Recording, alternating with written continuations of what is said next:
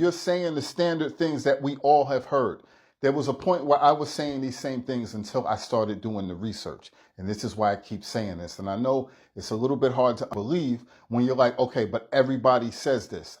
I understand that. This is why I keep stressing, do the research, because none of those other people have. So I'm going to break some things down to you. So first and foremost, respectfully, you still did not tell me where fake sea moss comes from.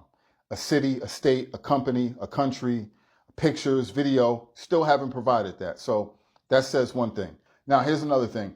The sea moss gets its nutrients from the water, not from the rocks. So when you say the sea moss has to be attached to the rocks, that's false. So here's what I want you to do. I want you to look up red algae. Red algae is what sea moss is. There's all different kinds of sea moss. There's Gracilaria, there's Crondis crispus, and there's Yucca macatani. The texture really has nothing to do with whether the sea moss is real or it's fake. When you look up red algae, look up the biology of it, look up how it grows, how it gets its nutrients. You'll see that it gets its nutrients from the water. It'll lead you to a holdfast. A holdfast is what sea moss uses to attach itself to the rocks. Okay? Now, when you look up the holdfast, you'll realize it doesn't draw nutrients from it. It's not a typical root like a regular plant. So it doesn't pull nutrients from that root system. It's just anchoring itself to something. It can anchor itself to anything, rocks, boats, snail shells, anything. This is the actual biology of how this stuff grows. This isn't someone's opinion, okay? We've been going off of what people say. It's their opinions. So when you said something about we can disagree, is we have difference of opinion, it's not opinion. You can look these things up. These are biological facts of how this stuff grows and operates. And these are the things that people are telling you about sea moss do not know because they have not looked it up. What people typically call gummy worms, that type of sea moss, that's just sea moss that isn't properly dried and they sell it.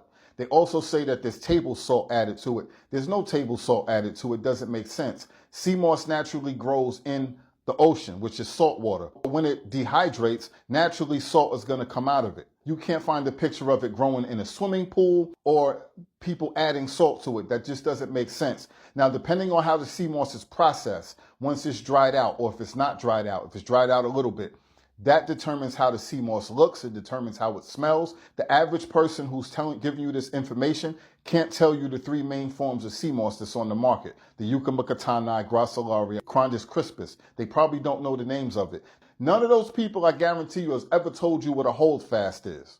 I guarantee you none of them have ever spoke on the biology. They just tell you the vitamins and minerals and what Dr. Sebi said. But again, you can look these things up for yourself. So it's not a matter of opinion. And the reason why I'm so passionate about this is because everyone is spreading misinformation. So when we spread this misinformation, we scare people away from using sea moss who don't know anything. Because when people come into it, all they hear is people arguing and saying, this is fake, that's fake. It makes the consumer say, I don't know what's real. I don't know what to trust, so I'm going to just leave it alone. But they don't know that there's different forms of sea moss. So if you see one that looks different from the other one, there's usually different reasons why it looks like that. It does not mean it's fake. So again, even when I give this information, people are so emotional because they're already tied to the information that they have. They're unwilling to at least look these things up and see for themselves and be able to change their information. Now, I've been doing this for a few years. I've helped literally thousands of people improve their health. The reason why I'm so passionate about this sea moss in the first place is because it drastically changed my wife's health. It gave her life back, literally. So I'm extremely passionate about this. I'm extremely passionate about getting to the facts. And like I said, there was a point where I was doing the same thing everybody else is doing. You follow the same basic information that you hear on videos. You do a basic Google search and you're like, okay, you read blogs and you're like, okay, it's all the same information. This is what it is. But not many people has taken the time to really look into this.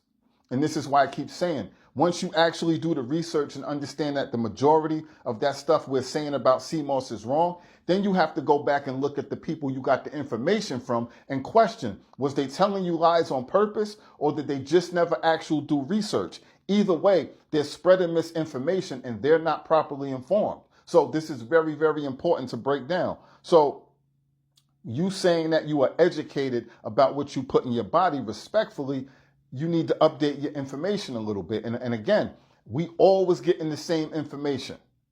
but we have to now update that information. I'm going to continue to do this so people are informed about the benefits of sea moss and how much it can help them. Again, we cannot keep scaring each other and arguing and keeping people away from sea moss. So I just wanted to help. Respectfully, just wanted to provide that information. Salute. Where can you get it? Go to RadarPlusNutrition.com. The link is in the bio. Salute.